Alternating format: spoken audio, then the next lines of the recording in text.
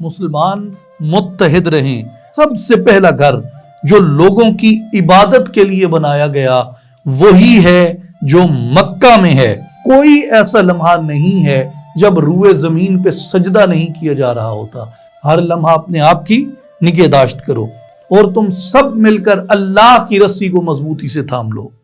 اور تفرقہ میں مت پڑو۔ پہلوان وہ ہے، طاقتور وہ ہے جو اپنے غصے پہ قابو پا لے، اور بخیل کبھی صوفی نہیں ہو سکتا اور صوفی کبھی بخیل نہیں ہو سکتا۔ اور یتیموں کو ان کے مال دے دو، لیکن سلام ہو ان کی سیرت کی عظمت کے اوپر جنہوں نے بیک وقت 9 ازواج کے درمیان عدل کو قائم فرمایا ہے۔ الحمدللہ رب العالمین، الصلاۃ والسلام علی سید الانبیاء والمرسلین وعلی آلہ وصحبہ اجمعین۔ خواتین و حضرات، السلام علیکم ورحمۃ اللہ وبرکاتہ۔ چوتھے پارہ کے خلاصہ کے ساتھ آپ کی خدمت میں ناچیز حاضر ہے۔ چوتھے پارے میں جہاں سورہ آل عمران کی آیہ نمبر 93 سے 99 تک آئی ہیں، یہاں پہ ایک مرتبہ پھر بنی اسرائیل کا رد کیا گیا ہے، اور اس کے بعد آیت نمبر 100 سے لے کے آیت نمبر 120 تک یہاں پہ مسلمانوں سے اللہ تبارک و تعالیٰ کا خطاب ہے، اور اللہ تبارک و تعالیٰ نے مسلمانوں پر اپنے احسانات کا اور اپنے انعامات کا ذکر فرمایا ہے، اور یہ بتایا ہے کہ مسلمان جو تھے یہ مختلف گروہوں کے اندر بٹے ہوئے تھے، اور اللہ تبارک و تعالیٰ نے ان سب کو ایک ڈوری کے اندر منسلک فرما دیا، اور یہ آگ کے آخری کنارے پر پہنچ چکے تھے، تو اللہ تبارک و تعالیٰ نے ان کو اس آگ سے نجات عطا فرمائی اور ان کو تبلیغ کا حکم دیا، اور یہ فرمایا کہ یہ آپس میں مسلمان متحد رہیں، اور ان کو خیر امت قرار دیا، اور ان کو بار بار یہ تاکید فرمائی یہاں پہ کہ یہ کفار پہ دوستی کا بھروسہ نہ کریں، اور بالخصوص یہ کہ جو اپنے راز ہیں وہ کبھی بھی کفار کو نہ دیں، انہیں اپنے رازوں سے مطلع نہ کریں۔ اور انہی آیات کے ضمن میں موقع اور محل کی مناسبت سے جگہ جگہ پر ایک مرتبہ پھر جو ہے وہ بنی اسرائیل کا اور ان کی حرکات کا اور ان کے کفر کا رد کیا گیا ہے۔ آیت نمبر 121 سے 127 تک، 1 سے لے کے 1 تک یہ جنگ بدر سے متعلق ہیں۔ آیت نمبر 128 میں حضور نبی کریم صلی اللہ علیہ وآلہ وسلم کو کفار کے خلاف دعائے ضرر فرمانے سے منع کیا گیا ہے، اور جو آیت نمبر 129 ہے وہ اسی آیت کا تتمہ ہے، اسی مضمون کا تتمہ ہے۔ پھر آیت نمبر 130 سے لے کے 138 تک پھر مسلمانوں سے خطاب ہے، اور مسلمانوں کو سودی کاروبار کرنے سے منع کیا گیا، اور سود کو ایک بار پھر حرام قرار دیا گیا یہاں پہ، اور صدقہ اور خیرات کرنے کا حکم دیا گیا ہے، اور اگر کوئی گناہ کر بیٹھے تو اس کو فی الفور تائب ہونے کی تلقین کی گئی ہے کہ وہ اپنے گناہ سے توبہ کر لے۔ اور آیت نمبر 139 سے لے کے 200 تک کا تعلق جنگ احد کے ساتھ ہے، اور ان آیات میں مسلمانوں کو اس لغزش پر تنبیہ کی گئی ہے جس کی وجہ سے مسلمانوں کو جنگ احد میں ایک وقتی ہزیمت اٹھانا پڑی، اور اس ہزیمت کے نتیجے میں جو مسلمان افسردہ ہوئے ان مسلمانوں کی ڈھارس ان آیات میں بندھائی گئی ہے، ان کی ہمت بڑھائی گئی ہے، اور ان کو حوصلہ فراہم کیا گیا ہے۔ چوتھے پارے کا جو آغاز ہے یہ سورہ آل عمران سے ہوتا ہے، اور اس سے پہلے یعنی جہاں سے چوتھے پارے کی بگننگ ہے، چوتھے پارے کا آغاز ہے، اس سے پیچھے اگر آپ جائیں جہاں پہ کلوزنگ ہے تیسرے پارے کی، تو وہاں پہ آیت مبارکہ میں یہ فرمایا گیا کہ کافر اگر قیامت کے دن بالفرض روئے زمین کے برابر بھی اگر وہ سونا لا کر دے دیں صدقہ اس بات کا کہ ان کو آگ کے عذاب سے نجات مل جائے، تو اللہ تبارک و تعالیٰ نے فرمایا کہ وہ مقبول نہیں ہوگا۔ تب یہ سوال پیدا ہوا کہ صدقہ کب قبول ہوگا، یعنی اگر وہ تمام دولت وہ صدقہ کر رہے ہیں آگ سے بچنے کے لیے تو ان کا صدقہ قبول نہیں کیا جا رہا، تو صدقہ ان کا کب قبول ہوگا،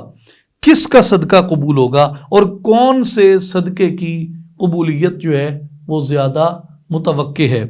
تب اللہ تبارک و تعالیٰ نے بیان فرمایا کہ صدقہ کرنا نیکی ہے اور ابرار لوگوں کا صدقہ جو ہے وہ قبول کیا جاتا ہے، اور نیکی تب حاصل ہوگی جب ان چیزوں کو اللہ کی راہ میں خرچ کیا جائے جو تمہیں سب سے زیادہ عزیز ہیں، یعنی جو بندے کو سب سے زیادہ پیاری ہیں، جو چیزیں سب سے زیادہ عزیز ہیں، سب سے زیادہ محبوب ہیں، جب ان چیزوں کو اللہ کی بارگاہ میں لوٹایا جاتا ہے، اللہ کی بارگاہ میں خرچ کیا جاتا ہے، اللہ کی بارگاہ میں پیش کیا جاتا ہے، تب وہ صدقہ درجہ قبولیت میں زیادہ اوپر جاتا ہے۔ اور جہاں تک تعلق ہے کہ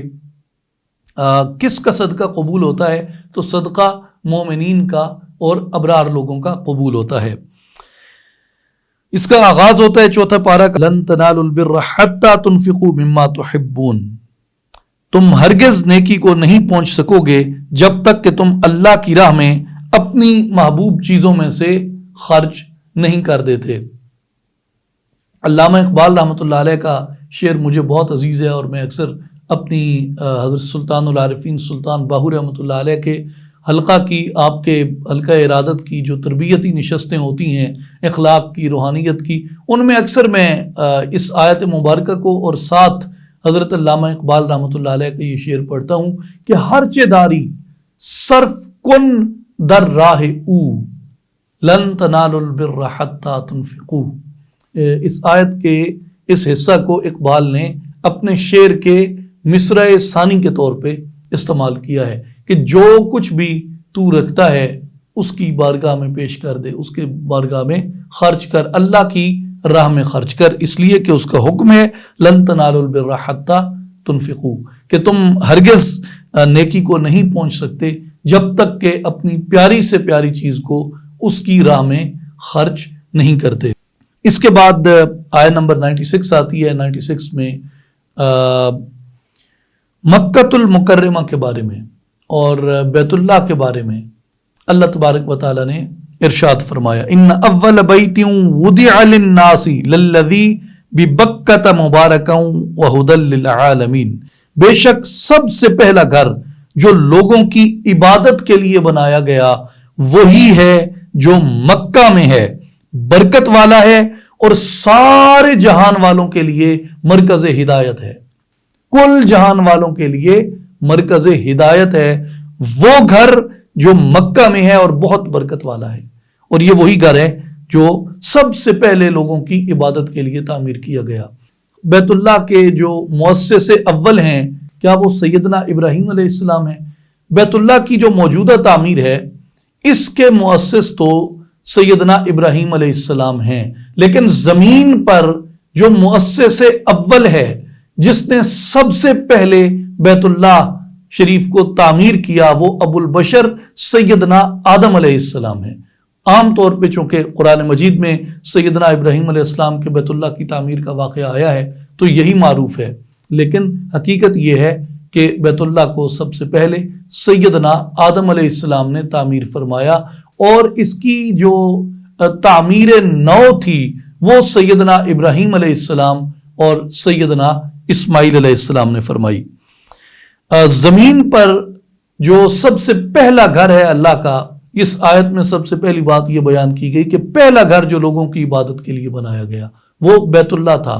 تو سیدنا ابو ذر غفاری رضی اللہ تعالیٰ عنہ آپ بیان فرماتے ہیں کہ میں نے عرض کیا یا رسول اللہ صلی اللہ علیہ وسلم، سب سے پہلی مسجد زمین پہ کون سی بنائی گئی؟ تو آپ صلی اللہ علیہ وآلہ وسلم نے فرمایا کہ مسجد حرام، یعنی بیت اللہ خانہ کعبہ، یہ سب سے پہلی مسجد تھی جو زمین پر بنائی گئی۔ آپ اندازہ لگائیے کہ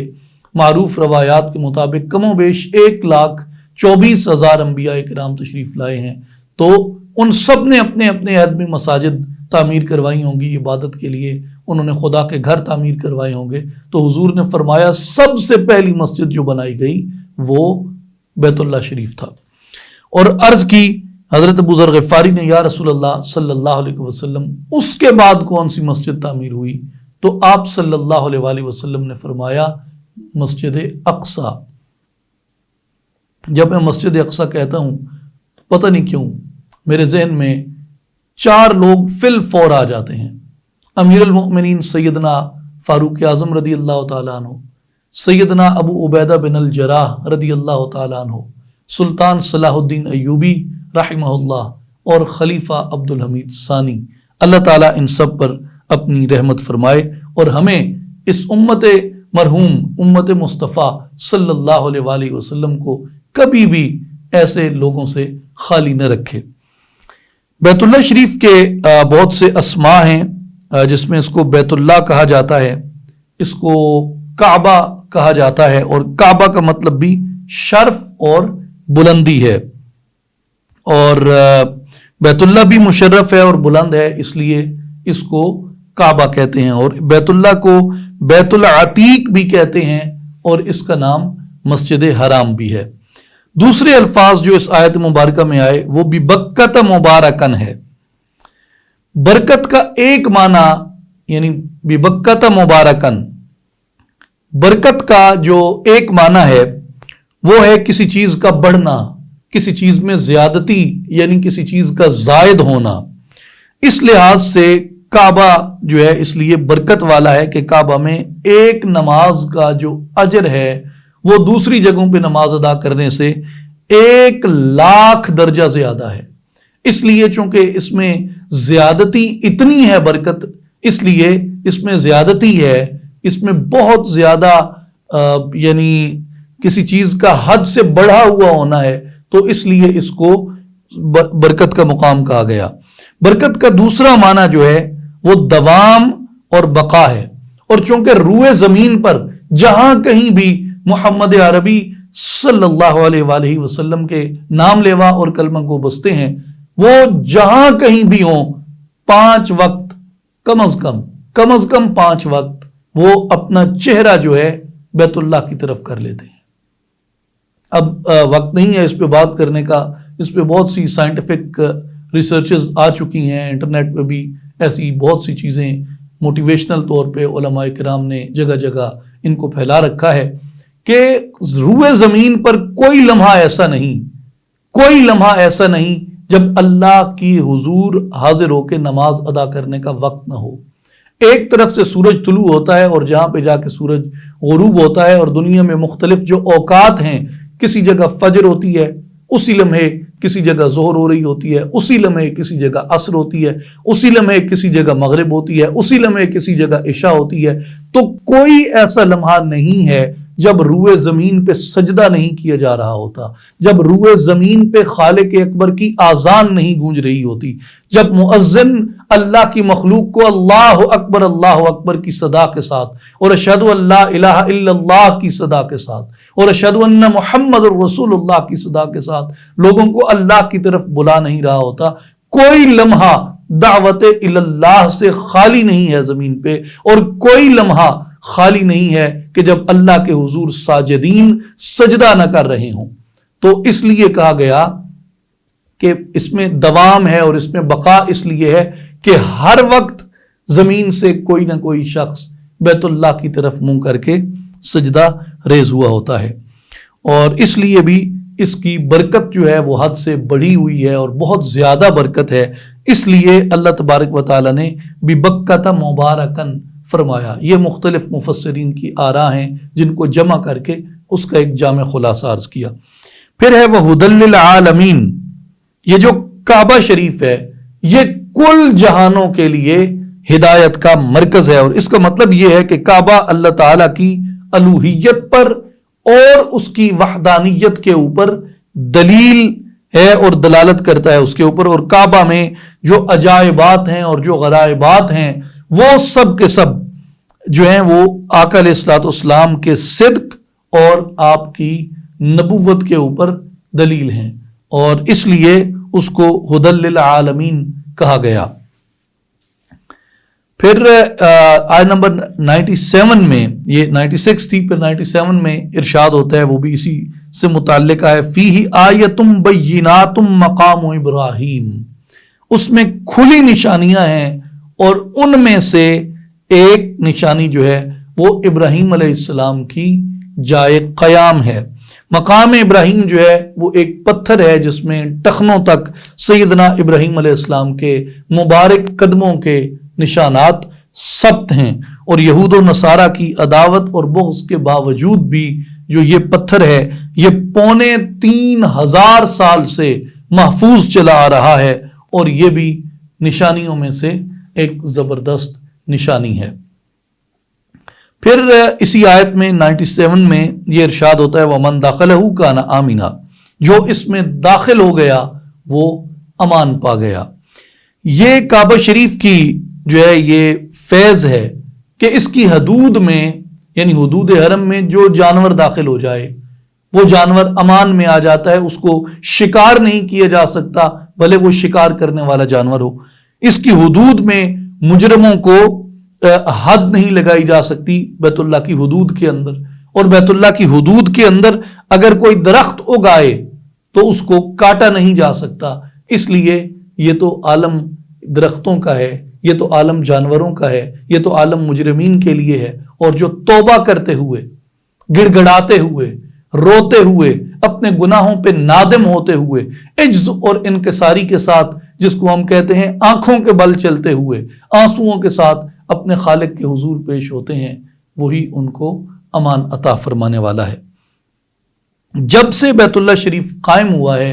اس سرزمین کو اللہ تبارک و تعالیٰ نے مخالفین کے حملوں سے محفوظ رکھا، اور سید الانبیاء صلی اللہ علیہ وآلہ وسلم کی بعثت مبارک سے پہلے ابرہہ نے اپنی طاقت کے گھمنڈ اور طاقت کے نشے میں چور ہو کے اس نے بیت اللہ شریف پہ حملہ کیا، تو قرآن مجید نے اس معجزے کو بیان فرمایا ہے کہ ابابیلوں نے چھوٹی چھوٹی کنکریوں کے ساتھ بڑے بڑے ہاتھیوں کا لشکر ڈھیر کر دیا۔ تو اللہ قادر ہے اس بات کے اوپر کہ وہ چھوٹے چھوٹے پرندوں کے ہاتھوں ہاتھیوں کو مروا دے جو طاقت کا استعارہ سمجھے جاتے ہیں۔ پھر فرمایا وَلِلَّهِ عَلَى النَّاسِ حِجُّ الْبَيْتِ مَنِ اسْتَطَاعَ إِلَيْهِ سَبِيلًا، اور اللہ کے لیے لوگوں پر اس گھر کا حج فرض ہے جو بھی اس تک پہنچنے کی استطاعت رکھتا ہے، یعنی جس کو بھی اللہ نے یہ استطاعت دی ہے، یہ توفیق دی ہے، جس کے پاس ایسے وسائل ہیں کہ وہ بیت اللہ کے حج کو، بیت اللہ کی زیارت کو پہنچ سکتا ہے، تو ان کے اوپر اس کا جو حج ہے وہ فرض کیا گیا ہے۔ اس کے بعد نمبر 102 میں آتے ہیں، یہاں اللہ تبارک و تعالیٰ نے تقوی کے بارے میں تاکید فرمائی ہے، یا ایھا الذین آمنوا اتقوا اللہ حق تقاتہ، اے ایمان والو اللہ سے ڈرا کرو جیسا کہ ڈرنے کا حق ہے۔ جو تقوی ہے اس کا معنی ڈر کیا گیا ہے، خوف الہی، اللہ تعالیٰ سے ڈرنا۔ تو تقوی کے بارے میں عام طور پہ لوگ سوال کرتے ہیں کہ جی تقوی کیا ہے، تقوی کیا ہوتا ہے؟ تو پہلی بات ہمیں یہ ذہن میں رکھنی چاہیے کہ حضرت عبداللہ ابن عباس رضی اللہ تعالیٰ عنہ آپ بیان فرماتے ہیں کہ سیدی رسول اللہ صلی اللہ علیہ وآلہ وسلم نے ارشاد فرمایا، جو شخص یہ چاہتا ہے کہ وہ لوگوں میں عزت والا ہو تو وہ اللہ تبارک و تعالیٰ سے ڈرے، یعنی متقی بن جائے۔ جس کی یہ خواہش ہے کہ میں صاحب عزت ہوں، اس کو چاہیے کہ تقوی اختیار کرے۔ اور جو شخص یہ چاہتا ہے کہ میں لوگوں میں سب سے زیادہ قوی ہوں تو اسے چاہیے کہ وہ اللہ پر توکل اختیار کرے۔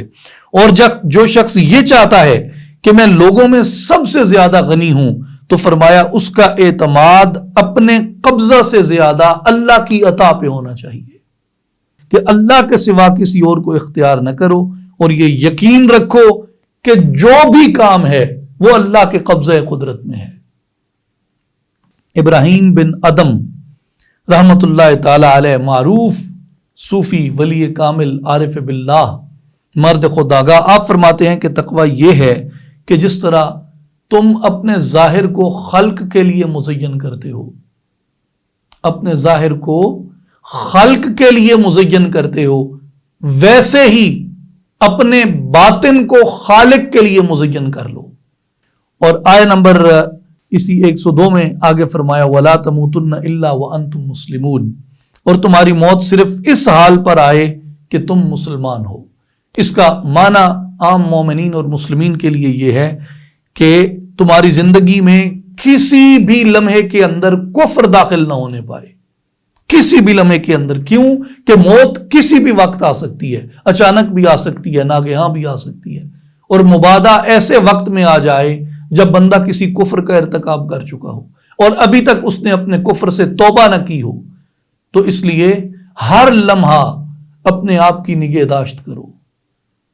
ہر لمحہ اپنے آپ کی نگہداشت کرو اور دین کے اوپر ثابت قدم رہو، اور دین پہ ثابت قدم رہنا یہی سب سے بڑا درجہ ہے اولیاء کے درجات میں سے۔ آیت نمبر 103 میں فرمایا وَاعْتَصِمُوا بِحَبْلِ اللَّهِ جَمِيعًا وَلَا تَفَرَّقُوا، اور تم سب مل کر اللہ کی رسی کو مضبوطی سے تھام لو اور تفرقہ میں مت پڑو، تفرقہ مت ڈالو۔ پہلی بات یہ کہ جو رسی ہے جس کو مضبوطی سے پکڑنا ہے، اس کے بارے میں علماء و مفسرین نے فرمایا ہے کہ وہ رسی قرآن ہے۔ تو جو پہلی بات ہے وہ یہ ہے کہ قرآن مجید کو مضبوطی سے پکڑ لو، قرآن مجید کو مضبوطی سے تھام لو، یہ وہ رسی ہے جو تمہیں خدا تک لے کے جاتی ہے۔ یہ ایک مثال ہے۔ پھر فرمایا وَلَا تَفَرَّقُوا، تفرقے میں مت پڑو اور تفرقہ مت ڈالو۔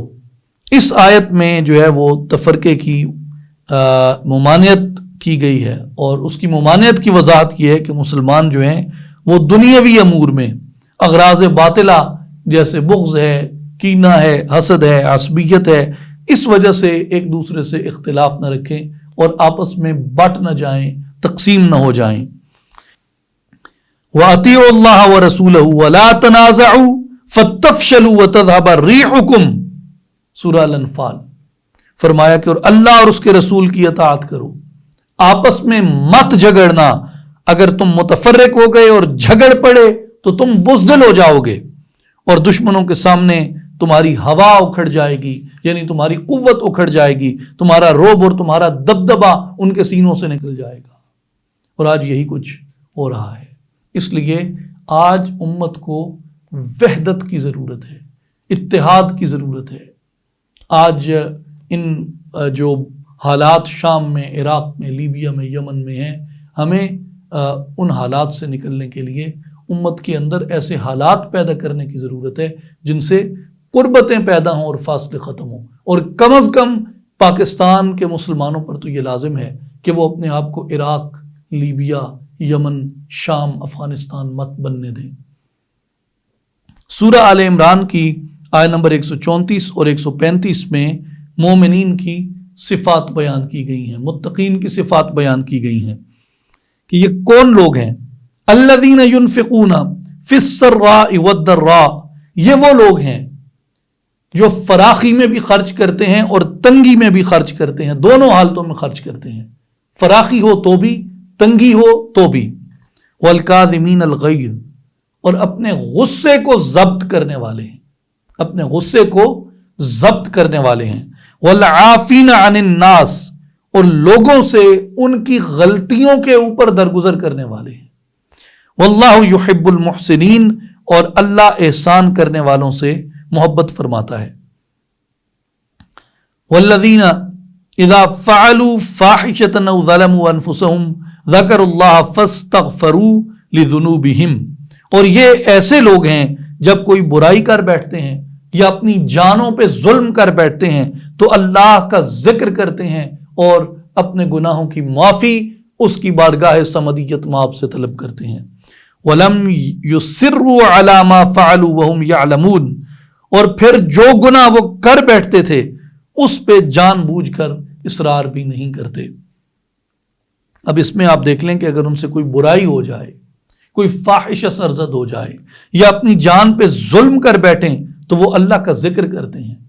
اپنے گناہوں کی معافی طلب کرتے ہیں۔ اور پھر کیا کہ اگر وہ کوئی گناہ کر بیٹھتے تھے تو وہ اس کے اوپر اصرار نہیں کرتے تھے، یعنی اپنی غلطی پہ ڈٹ نہیں جاتے تھے۔ مومن کی یہ صفت ہے کہ اگر وہ غلطی کرتا ہے تو وہ اپنی غلطی پہ ڈٹ نہیں جاتا، بلکہ اپنی غلطی سے پیچھے ہٹتا ہے اور توبہ طائب ہوتا ہے۔ والکاظمین الغیظ، غصے پہ قابو پانے والا، غصہ ضبط کرنے والا۔ اس کے بارے میں رسول اللہ صلی اللہ علیہ وآلہ وسلم نے فرمایا کہ طاقتور وہ نہیں ہے، پہلوان وہ نہیں ہے جو دوسرے کو پچھاڑ دے، پہلوان وہ ہے، طاقتور وہ ہے جو اپنے غصے پہ قابو پا لے۔ اور سیرت مبارک جو ہے اس میں آپ دیکھیں نبی پاک علیہ الصلوۃ والسلام کی وہ صفات جن پہ آپ کے بدترین دشمن بھی اشش کر اٹھتے اور داد واہ واہ دیے بغیر نہ رہ سکتے، ان میں حضور علیہ الصلوۃ والسلام کا حلم تھا، حضور علیہ الصلوۃ والسلام کا اپنے غصے پہ قابو تھا۔ اور یہ ہر بڑے شخص کی صفت ہوتی ہے کہ وہ اپنے غصے پہ قابو رکھتا ہے۔ اب آئیں آل عمران کی آیت نمبر 152 میں۔ آیت نمبر 152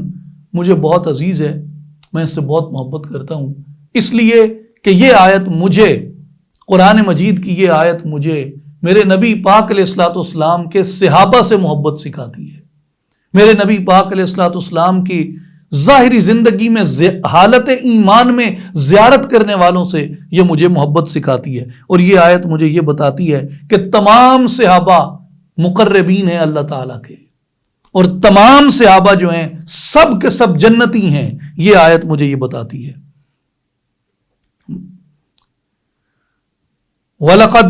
عَفَا عَنْكُمْ وَاللَّهُ ذُو فَضْلٍ عَلَى الْمُؤْمِنِينَ، اس نے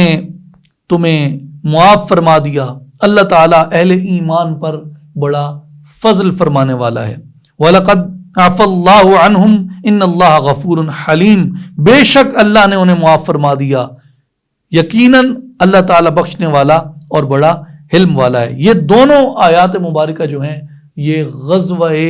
احد کے بعد ان صحابہ کرام رضوان اللہ علیہم اجمعین کی معافی کا اعلان فرمایا ہے جو حضور علیہ الصلوۃ والسلام کے حکم مبارک پر عمل کرنے سے رہ گئے تھے۔ اور مفسرین کرام نے اس آیت مبارکہ کو سامنے رکھ کے بہت خوبصورت موتی پروئے ہیں، اور وہ یہ فرماتے ہیں کہ اس سے معلوم ہوتا ہے کہ جن مومنوں کے قدم اکھڑ گئے تھے اللہ تبارک و تعالیٰ نے اپنی پاک کتاب میں ان کی معافی کا اعلان فرما دیا۔ اس لیے واقعہ احد کو بنیاد بنا کر،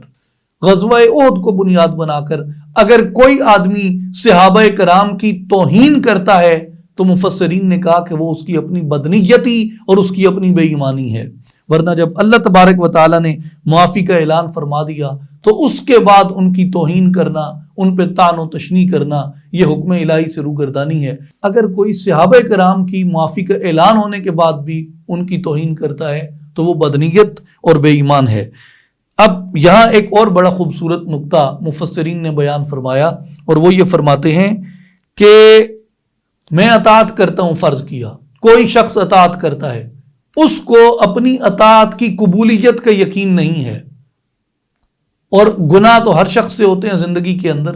کوئی نہ کوئی چھوٹا یا بڑا گناہ بندے سے ہو ہی جاتا ہے۔ میں نے جا کے معافی مانگی، رویا گڑ گڑایا، میں رویا درست، میں نے معافی مانگی درست، لیکن اس کے باوجود بھی میرے پاس کوئی سند تو نہیں ہے کہ میری معافی قبول ہو گئی ہے، ہو سکتا ہے نہ ہوئی ہو، لیکن یہ وہ لوگ ہیں جن کے قصور کی معافی کا اللہ نے اعلان فرما دیا، تو ان کی قبولیت کے اوپر تو شک ہی نہیں رہا، اس لیے کہ نص قطعی ان لوگوں کے لیے آ گئی۔ پھر اس کے بعد آیت نمبر 180 میں ہم جاتے ہیں جہاں ارشاد ہوتا ہے کہ وَلَا يَحْسَبَنَّ الَّذِينَ يَبْخَلُونَ بِمَا آتَاهُمُ اللَّهُ مِنْ فَضْلِهِ هُوَ خَيْرًا لَهُمْ بَلْ هُوَ شَرٌّ لَهُمْ، اور جو لوگ اس یعنی مال و دولت میں دینے سے بخل سے کام لیتے ہیں، جو اللہ نے انہیں اپنے فضل سے جو مال و دولت عطا فرمایا، تو فرمایا کہ وہ ہرگز اس بخل کو اپنے حق میں بہتر خیال نہ کریں، بلکہ یہ ان کے حق میں برا ہے۔ جو بخیل ہے، جو بخل کرتا ہے، جو کنجوس ہے، اس کی کنجوسی اور اس کے بخل کی مذمت کی گئی ہے یہاں پہ، اور بخیل کو اور کنجوس کو بخل اور کنجوسی سے روکا گیا ہے۔ اور میں اکثر صوفیاء کے بارے میں اپنی تربیتی حلقوں میں عام طور پر یہ بات کہتا ہوں کہ جتنے اولیاء آئے ہیں سب کے سب سخی آئے ہیں، یعنی سخاوت کی حد ہے کہ لوگ صوفیاء کو جانتے ہی سخاوت کی وجہ سے ہیں. اتنا دیا ہر آنے والے کو. اللہ تعالی نے ان لوگوں کو جو نوازا تھا وہ اس کی مخلوق میں بانٹ دیا. لوگ ان کو داتا کہتے ہیں، لوگ ان کو دستگیر کہتے ہیں، سخی سلطان باہو کہتے ہیں لوگ ان کو. یعنی ان کا نام ہی سخاوت سے منسوب ہو گیا، ان کے القاب سخاوت سے پڑ گئے. اس لیے صوفی ہمیشہ سخی ہوتا ہے اور سخی ولایت کے قریب ہوتا ہے. صوفی ہمیشہ سخی ہوتا ہے اور سخی ولایت کے قریب ہوتا ہے. اور بخیل کبھی صوفی نہیں ہو سکتا اور صوفی کبھی بخیل نہیں ہو سکتا. یاد رکھ لیں، بخیل کبھی صوفی نہیں ہو سکتا اور صوفی کبھی بخیل نہیں ہو سکتا. اس لیے جو سخاوت ہے یہ تو مومن کی شان ہے، اور جو بخل ہے یہ نقص ایمان ہے. پھر آیہ نمبر 185 میں قرآن مجید ہمیں بتاتا ہے کہ دنیا کی زندگی میں اگر تم کھو گئے، اللہ کو بھول گئے، تو یاد رکھو یہ دنیا کی زندگی سوائے دھوکے کے کچھ نہیں. وَمَا الْحَيَاةُ الدُّنْيَا إِلَّا مَتَاعُ الْغُرُورِ. اور جو آل عمران کی آخری آیت ہے وہ یہ بتاتی ہے کہ یا ایھا الذین آمنوا اصبروا والصابروا والرابطوا واتقوا اللہ لعلکم تفلحون. اے ایمان والو صبر کرو اور ثابت قدمی میں دشمن سے بھی زیادہ محنت کرو اور جہاد کے لیے خوب مستعد ہو جاؤ اور ہمیشہ اللہ کا تقوی قائم رکھو تاکہ تم کامیاب ہو سکو. اب یہ سورہ آل عمران کی آخری آیت ہے اور بڑی مزیدار بات ہے. ہم نے پیچھے سورہ آل عمران ساری دیکھی، مختلف آیات پہ تبصرہ کیا، خلاصے بیان کیے. تو جتنے مضامین تفصیلی طور پہ سورہ آل عمران میں بیان ہوئے، جتنے مضامین سورہ آل عمران میں بیان ہوئے ہیں وہ سب کے سب اس ایک آخری آیت میں جمع کر دیے اللہ تعالیٰ نے. جہاں سورہ آل عمران کا اختتام ہوتا ہے وہ سارے مضامین اس ایک صورت میں جمع ہو گئے. اس آیت میں عبادات کی مشقتوں کو برداشت کرنے کا حکم دیا گیا اور اس کا اشارہ کس میں ہے؟ اصبروا میں. اور مخالفین کی ایذا رسانیوں پر صبر کرنے کا حکم دیا گیا، اس کا اشارہ کس میں ہے؟ صابروا میں. اور کفار اور منافقین اور مشرکین کے خلاف، سازشیوں کے خلاف، دشمنوں کے خلاف جہاد کا حکم کیا گیا اور اس کا اشارہ جو ہے وہ رابطو کے اندر ہے. اور اصول اور فرع یعنی عقائد اور اعمال سے متعلق احکام شرعیہ پر عمل کرنے کا حکم دیا گیا، اس کا اشارہ واتقوا اللہ کے اندر ہے. اس لیے جتنے مضامین تھے سورہ آل عمران کے اندر، ان سب مضامین کو اللہ تبارک و تعالیٰ نے سورہ آل عمران کی آخری آیت کے اندر جمع فرما دیا. اور اس کے بعد آتی ہے سورہ النساء. اور سورہ النساء کی فضیلت کے متعلق حضرت علامہ ابن کثیر رحمۃ اللہ علیہ فرماتے ہیں کہ حضرت عبداللہ ابن مسعود رضی اللہ تعالیٰ عنہ آپ نے بیان فرمایا کہ سورہ النساء میں 5 آیات ایسی ہیں کہ اگر ان کے بدلے مجھے دنیا و ما فیہا مل جائے تو بھی میں قبول نہ کروں. وہ 5 آیات سورہ النساء کی میرے لیے اتنی عظیم ہیں. اور حضرت عبداللہ ابن عباس رضی اللہ عنہ نے فرمایا کہ سورت میں 8 آیات ایسی ہیں جو امت محمدیہ صلی اللہ علیہ وآلہ وسلم کے لیے ہر اس چیز سے بہتر ہیں جس پہ سورج طلوع ہوتا ہے یا سورج غروب ہوتا ہے. تو اب اس سے پہلے کہ ہم باضابطہ اس کو شروع کریں، اس کی ایک نسبت ہم بیان کرتے ہیں سورہ آل عمران کے ساتھ اس کا کیا ربط ہے. پہلا اس کا سادہ سی بات ہے کہ جتنی بھی صورتیں ہیں، ہم پہلے بھی یہ عرض کر چکے ہیں اس پہ کہ جتنی صورتیں ہیں جہاں سے شروع ہوتی ہیں اور جہاں سے ختم ہوتی ہیں، ختم ہونے والی کا اپنے بعد آنے والی صورت سے ایک ربط ہوتا ہے، اور جو صورت شروع ہو رہی ہوتی ہے اس کا اپنے بعد آنے والی صورت سے بھی ایک ربط ہوتا ہے اور اپنے پیچھے گزری ہوئی صورت کے ساتھ بھی اس کا ایک ربط ہوتا ہے. اب یہاں آپ دیکھیں کہ سورہ آل عمران اور سورہ النساء کی مناسبت یہ ہے کہ سورہ آل عمران تقوی کا حکم کر کے ختم ہوتی ہے واتقوا اللہ لعلکم تفلحون، اور سورہ النساء جو ہے یہ حکم تقوی سے شروع ہوتی ہے کہ واتقوا اللہ الذی تساءلون بہ والارحام۔ اگر اس کے مضامین کا ہم خلاصہ کریں تو مضامین کا خلاصہ یہ ہے کہ رشتہ داروں سے حسن سلوک رکھو، رشتہ داروں سے حسن سلوک رکھو،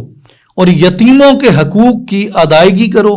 اور تعدد ازواج کی یعنی ایک سے زائد ازواج کی اجازت اس میں دی گئی، وراثت کے احکام آئے، معاشرے سے فحاشی اور بے حیائی ختم کرنے کے ابتدائی احکام آئے، اور یہ بیان ہوا کہ کن عورتوں سے نکاح جائز ہے اور کن عورتوں سے نکاح جائز نہیں ہے۔ پہلی آیت یہی ہے یا ایھا الناس اتقوا ربکم الذی خلقکم من نفس واحدۃ وخلق منها زوجها وبث منہما رجالا کثیرا ونساء واتقوا اللہ الذی تساءلون بہ والارحام ان اللہ کان علیکم رقیبا۔ تو اس میں فرمایا کہ اپنے رب سے ڈرو جس نے تمہاری پیدائش کی ابتدا ایک جان سے کی، پھر اس سے اس کا جوڑ پیدا فرمایا، پھر ان دونوں میں سے بکثرت مردوں اور عورتوں کی تخلیق کی اور ان کو پھیلا دیا، اور ڈرو اس اللہ سے جس کے واسطے سے تم ایک دوسرے سے سوال کرتے ہو، اور قرابتوں میں بھی تقوی اختیار کرو، بے شک اللہ تبارک و تعالی تم پر نگہبان ہے۔ اس آیت میں رشتہ داروں سے حسن سلوک کرنے اور قطع تعلق سے منع فرمایا گیا ہے، اور بھی اس کے مضامین پہ بہت خوبصورت مباحث مفسرین نے لکھی ہیں، لیکن اختصار سے ہم کام لیتے ہوئے اگلی آیت پہ جاتے ہیں۔ سورہ النساء میں آیت نمبر 2 میں فرمایا وَآتُوا الْيَتَامَى أَمْوَالَهُمْ، اور یتیموں کو ان کے مال دے دو۔ اس کی وضاحت یہ ہے کہ سرپرست کچھ ایسے ہوتے تھے جو یتیم جب بڑا ہوتا تھا تو اپنا جو خام مال تھا وہ ان کو دے دیتے تھے، اور جو ان کا اچھا مال ہوتا تھا وہ خود رکھ لیتے تھے۔ اس میں قرآن مجید نے وضاحت سے کہا کہ ایسا مت کرو، جو یتیم کا ولی ہے، یتیم کا وارث ہے، اس پر لازم ہے کہ پوری دیانت و صداقت کے ساتھ یتیم کے ماں باپ نے جو ترکہ جو ورثہ اس کے لیے چھوڑا ہے وہ اس کو پوری دیانتداری سے لوٹا دے۔ پھر سورہ النساء میں آیت نمبر 3 میں حکم ہوتا ہے فَانْكِحُوا مَا طَابَ لَكُم مِّنَ النِّسَاءِ مَثْنَىٰ وَثُلَاثَ وَرُبَاعَ فَإِنْ خِفْتُمْ أَلَّا تَعْدِلُوا فَوَاحِدَةً، بس ان عورتوں سے نکاح کرو جو تمہارے لیے پسندیدہ اور حلال ہوں، 2 3 اور 4 مگر یہ اجازت بشرط عدل ہے۔ یاد رکھیں یہ اجازت بشرط عدل ہے، 2 کی 3 کی یا 4 کی۔ اور پھر اگر تمہیں اندیشہ ہو کہ تم ایک سے زائد بیویوں میں عدل نہیں کر سکو گے تو تمہارے لیے یہی بہتر ہے کہ تم ایک ہی عورت سے نکاح کرو۔ لیکن یہ بات سرکار دو عالم صلی اللہ علیہ وآلہ وسلم کی ازواج کے بارے میں ذہن میں رکھنی چاہیے کہ حضور علیہ الصلوۃ والسلام کی ذات گرامی وہ ذات گرامی ہے جو اپنی زبان بھی وحی الہی کے بغیر نہیں کھولتے، ایک زبان بھی یعنی لفظ بھی وحی الہی کے بغیر ادا نہیں فرماتے، ان کا ہر کام ہر قول و فعل رسول پاک صلی اللہ علیہ وآلہ وسلم کا وہ وحی الہی کے تابع ہے، نہ کہ آپ کی اپنی خواہش نفس کے تابع۔ اس لیے حضور علیہ الصلوۃ والسلام نے جتنے بھی نکاح فرمائے ہیں، جتنی بیویوں سے فرمائے ہیں، وہ امر الہی سے اور رضا الہی سے فرمائے ہیں۔ اور اس میں ایک بات یہ یاد رکھنے کی ہے کہ آپ نے 25 برس کی عمر میں ایک بال بچوں والی اور اپنے سے نسبتاً بڑی عمر کی بیوہ کے ساتھ نکاح فرمایا، اور جب تک وہ زندہ رہیں آپ نے 50 برس کی عمر کے پہنچنے تک، جب تک وہ خاتون زندہ رہیں، حضور علیہ الصلوۃ والسلام نے دوسرا نکاح نہیں فرمایا۔ میرا اشارہ ام المومنین سیدہ خدیجۃ الکبریٰ رضی اللہ عنہا کی طرف تھا۔ اگر تعدد ازواج کی وجہ نفسانی حظ ہوتا، نفسانی لذت ہوتی، تو آپ صلی اللہ علیہ وآلہ وسلم جوانی کے اندر بھی آپ خوب رو اور چھوٹی عمر کی خواتین سے آپ شادی فرما سکتے تھے، اور اہل عرب نے، اہل مکہ نے تو آ کر یہ کہا تھا کہ آپ بتائیں آپ کو کون سی عورت چاہیے، کس کی آپ نام لیں، جس کا آپ کہیں گے ہم آپ کو وہ پیش کریں گے۔ جب وہ آئے تھے اس بات کے لیے کہ آپ اس پیغام کو روک دیں، لیکن حضور علیہ الصلوۃ والسلام نے اپنی جوانی مبارک میں بھی اور اپنی عمر کے پختہ، جس کو کہتے ہیں بڑی عمر کو پہنچنا، یعنی 40 کے بعد، پھر 45 کے بعد، پھر 50 برس کی عمر تک بھی آپ نے ایسا ارادہ مبارک نہیں فرمایا، اور مکہ کی زندگی میں آپ کے حرم مبارک میں صرف ایک خاتون جو ہیں وہ رہی ہیں، اور 53 سال کی عمر مبارک تک جو ہے وہ آپ کی ایک ہی زوجہ رہی ہیں۔ اور پھر جب مدینہ منورہ میں آپ تشریف لاتے ہیں تو آپ کے حرم میں متعدد ازواج آئیں، جن میں سیدہ عائشہ صدیقہ رضی اللہ تعالی عنہا آپ کے علاوہ جتنی ازواج تھیں ان میں کوئی عمر رسیدہ تھی، کوئی بیوہ تھی اور کوئی مطلقہ تھی۔ اس سے معلوم ہوا کہ ازواج کا جو متعدد ہونا ہے وہ حظ نفسانی پر مبنی نہیں تھا، بلکہ وہ حکم الہی سے تھا اولاً، اور بعد ہو یہ کہ اس کی وجہ سے خانگی اور آئلی مسائل میں اسلام کی تبلیغ اس سے مقصود تھی۔ جو آئلی زندگی میں اسلام کے احکامات اور اس کی جو روایت ہے اس کو قائم کرنا تھا، اور لوگوں کو حسن سلوک جو ہے وہ سکھانا تھا، اور زیادہ سے زیادہ خاندانوں کے ساتھ رشتہ قائم کرنا تھا، تاکہ دین کی تبلیغ کے بہتر سے بہتر مواقع جو ہیں وہ میسر آ سکیں۔ اور کئی مسلمان خاندانوں کو آپ نے اپنی رشتہ داری کا شرف عطا فرمایا۔ نیز یہ بتلانا مقصود تھا کہ عام مسلمان تو 2 بیویوں میں عدل قائم نہیں کر سکتے، لیکن سلام ہو ان کی سیرت کی عظمت کے اوپر جنہوں نے بیک وقت 9 ازواج کے درمیان عدل کو قائم فرمایا ہے۔ یہاں تو لوگ 2 کے ساتھ عدل نہیں کر سکتے، اور میری سرکار نے 9 کے ساتھ عدل فرمایا ہے۔ اور یہ کہ نبی پاک صلی اللہ علیہ وآلہ وسلم کا جو بھی عمل مبارک ہے، جس بھی شعبہ کے اندر ہے، وہ قول میں بھی اور عمل میں بھی ہر ایک سے بڑھ کر ہوتا ہے۔ اور آپ نے زیادہ سے زیادہ 4 بیویوں میں عدل کرنے کا حکم دیا قرآن مجید نے اس آیت میں، لیکن رسول اللہ صلی اللہ علیہ وآلہ وسلم نے 9 بیویوں کے درمیان آپ نے عدل کر کے دکھایا۔ تو ہمیں یہ بھی یہاں پہ یاد رکھنا چاہیے، ایک آخری بات میں عرض کرتا چلوں کہ حضور علیہ الصلوۃ والسلام کی نیند سے حضور کا وضو نہیں ٹوٹتا۔ نماز میں حضور علیہ الصلوۃ والسلام قبلہ کی طرف منہ کرنے کے پابند نہیں ہیں، بلکہ قبلہ حضور کے روح زیبا کا محتاج ہے کہ جس طرف سرکار منہ کر دیں وہ قبلہ بن جاتا ہے۔ وہ مسجد اقصی کی طرف منہ کر دیں تو وہ قبلہ ہے، حضور بیت اللہ کی طرف منہ کر دیں تو وہ قبلہ ہے۔ اور آپ کا نماز پڑھنا اس لیے ہے کہ آپ اپنے رب سے راضی ہوں، اور زکوٰۃ آپ پر فرض نہیں، صدقات آپ کے لائق نہیں، بلکہ قیامت تک کے لیے صدقات آپ کی آل کے لائق نہیں۔ نکاح میں آپ کے لیے تعدد کی کوئی شرط نہیں ہے، جبکہ باقی ہر ایک کے لیے تعدد کی شرط ہے کہ زیادہ سے زیادہ 4 ہو سکتے ہیں بیک وقت۔ حضور کے لیے کوئی شرط نہیں ہے، اور مہر مقرر کرنا بھی آپ پر ضروری نہیں۔ اور عام مومنین اگر مسلمان شادیاں کرتے ہیں تو ان میں ازواج کی باریاں طے ہوتی ہیں کہ آج اس کی باری ہے، آج اس کی باری ہے۔ حضور علیہ الصلوۃ والسلام پر باریوں کی تقسیم بھی واجب نہیں تھی، اور آپ صلی اللہ علیہ وسلم کسی کو اپنے ترکہ کا وارث نہیں بناتے، کیونکہ آپ زندہ ہیں۔ اسی طرح آپ کے وصال کے بعد بھی آپ کی ازواج مبارکہ کو کسی اور کے ساتھ نکاح کرنا جائز نہیں تھا۔ سو جس طرح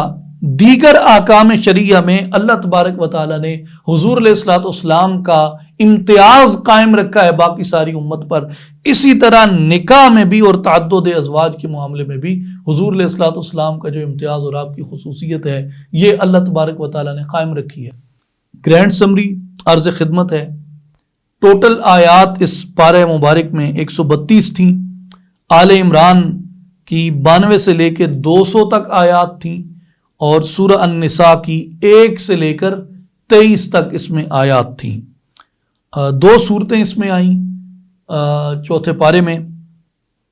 آل عمران اور النساء۔ آسمانی کتب میں تورات کا ذکر ہوا، اقوام میں بنی اسرائیل کا،